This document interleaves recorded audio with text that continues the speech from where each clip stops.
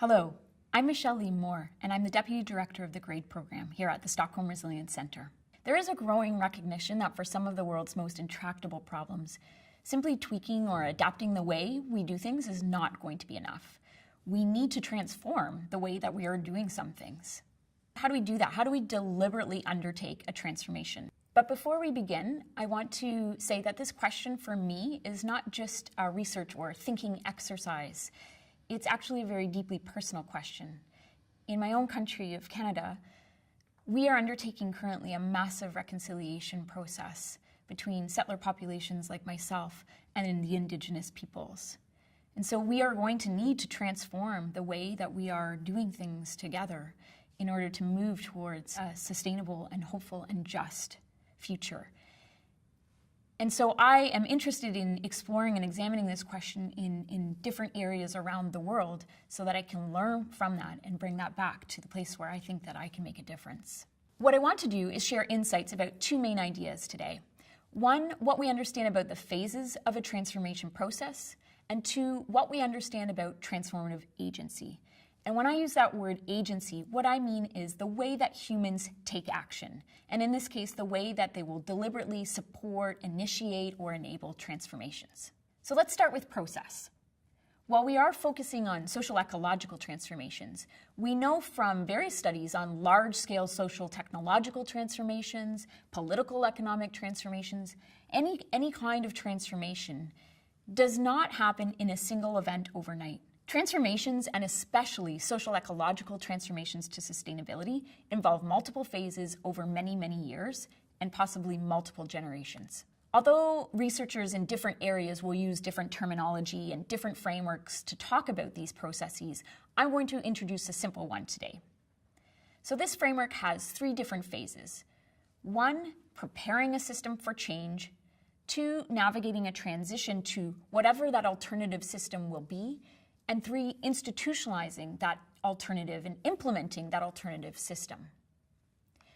We can use the idea of a ball inside of a cup to picture this, where one cup represents the existing system, and there will be individuals and organizations and networks who are deliberately trying to move that ball up and outside of that cup to tip it into a different cup or a different system. So if this is our framework for thinking about the process of transformation, I now want to share three findings about these different phases. First, one of the most important things to recognize is that you cannot follow these phases in a linear sequence. You need to be both breaking down and disrupting the resilience of certain elements in the existing system at the same time that you are generating and testing and building up the resilience of that alternative cup or system. If you do not do these at the same time, the risk is that you can push the ball up the hill and have nowhere to go. And the ball could roll backwards or forwards into some alternative you haven't envisioned because there will be others who are competing with ideas, or off to one side or another side. When we track pivotal moments where large-scale movements and acts of protest and resistance have begun, that look like from the outset they will trigger some type of transformation. We have found that many do not lead to much long-term transformative change. Those that fail, to the extent that they do not create transformative change, often do so because the alternative has not been prepared and tested and does not have legitimacy. So much energy and resources and time has been focused on breaking down the resilience of that existing system and justifying why a transformation is needed, but less has been done on this preparing and testing and building support and legitimacy for what choice of an alternative system you could move into. Second, there may be lots of ideas and initiatives competing with one another, as I said, to be the next alternative. How do you know? How do you know what the best alternative is? How do you identify whether an idea or approach actually has transformative potential? Because, of course, a lot of things that we think appear innovative at first actually end up reproducing some of the existing problems in the system. The reality is there's never going to be a formula or a guarantee or certainty about this when we're working in complex problem domains. But recent research led by Francis Wesley at the University of Waterloo and researchers, including myself here at the Stockholm Resilience Center, have conducted historical analyses of large-scale social innovations and transformations. And that work led us to propose that there are at least a few key elements or questions that you can ask and look for in any idea or initiative. And this is true whether you're a funder wondering whether you should invest resources into an initiative, or a decision maker having to choose between options, or a participant who's co-creating and co-producing a particular solution. So one of the questions you can start with is thinking about whether this alternative, this innovative alternative, contains what we call a radically transformative but appealing seed that could grow. If it's radically transformative but not appealing, it's unlikely to be supported or have legitimacy. Likewise, if it's appealing but not fundamentally different, and by different I mean in terms of the social ecological relationships, who has authority, power, access to resources in the existing system, and the norms and beliefs that underpin that system, if they're not different from that, it's unlikely to actually be transformative. The second question that you can ask is, are the individuals or organizations that are generating, learning, testing, and trying to implement alternatives for the future able to balance the need for the compromise that will inevitably be necessary in order to attract other people and other resources and to actually institutionalize an alternative system, but also willing at the same time to be selective in the opportunities they take advantage of so as not to be immediately co-opted, because co-optation is often a very real risk.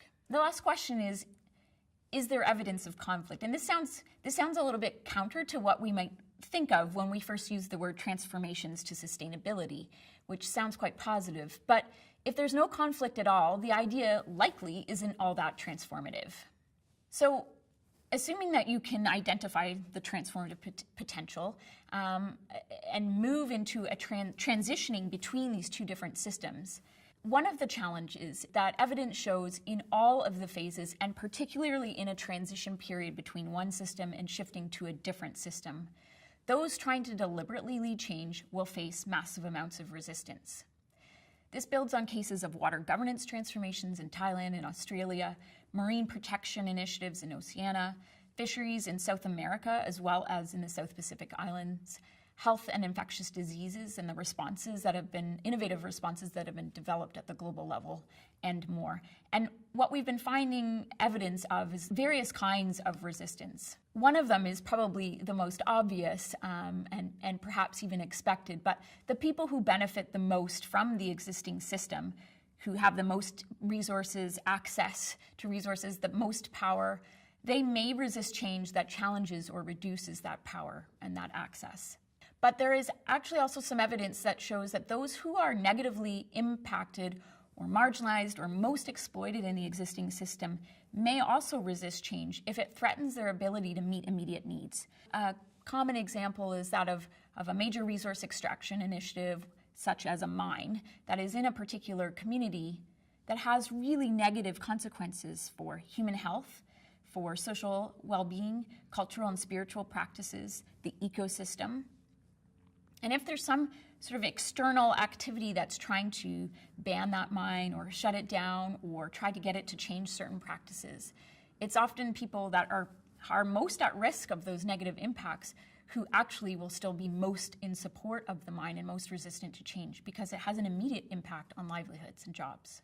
There's even evidence, a third form, that when those working in an organization responsible for implementing the changes to transition to this alternative system, and these are often the same people who earlier have pushed for that change and who have been most vocal about wanting transformation, they may resist or stall because of the deep ethical issues and sense of responsibility that comes from having to be the one making decisions that are going to affect large numbers of people, which is inevitable when you're leading systemic change. What we've begun to understand from a variety of different case studies is that in some contexts, these different forms of resistance can lead to violence.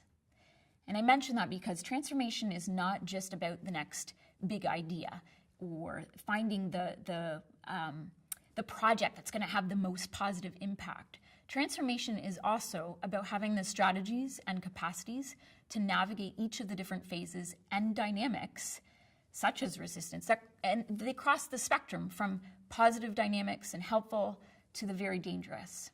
So let's take this discussion about process and phases to focus on transformative agency. who and how are humans taking action within social ecological systems to try to deliberately initiate a transformation. There is a tendency when we talk about this idea of agency that there is a need for a leader or a champion to highlight the role of individuals as if they're the owner of an idea or a project and can single-handedly achieve measurable, transformative impacts. Our research at the Center has found that although key individuals play a critical role in pivotal moments, the longer-term nature of transformations over different phases and sometimes multiple generations requires the work of multiple actors over those different time periods.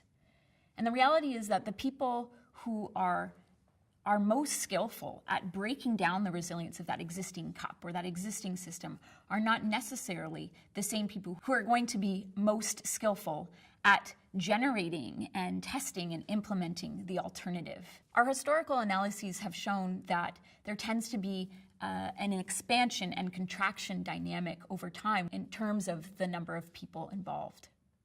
So the idea that a single grant into a fixed number of people in a single organization, it's not likely that that will move a system through an entire transformation process.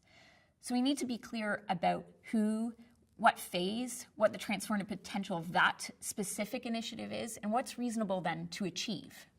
The question then is, are there certain groups or mixes of actors that are better able to deliberately or successfully transform a system towards sustainability? The reality is, again, there's no blueprint, there's no guidelines for this, and no guarantees. But I want to share the results of one single study that was conducted by Nadine Marshall, who was examining the adaptive and transformative capacities of peanut farmers in Australia to respond to climate change. We need to be really careful not to extrapolate too much from a small specific case. But what she found has raised new questions for me. What she found was that capacities that helped farmers to adapt to climate change actually hindered their capacity to transform. This raises new questions. We do not know yet enough about the difference between adaptive capacity and transformative capacities. But this one study at least highlights that maybe they're not the same. And so we need to keep trying to create new spaces to both build those capacities and test and explore what's the difference between them and which ones are we really going to need. In sum, transformations are long, they're incredibly challenging struggles. And in the Anthropocene, we may need to transform faster than we've ever done before. And we need to remember that what might actually be fastest may not be the most just or the most sustainable. So we need to consider the strategies that can be used in different phases, how to identify the transformative potential of the various options that are emerging and competing with one another and that we will have to choose between, and how to navigate the resistance that will be an inevitable part of a complex systemic change process. But I want to end on the message that transformations to sustainability that address complex problems are challenging but entirely possible, and they are already underway in every corner of the world. Thank you for joining me today.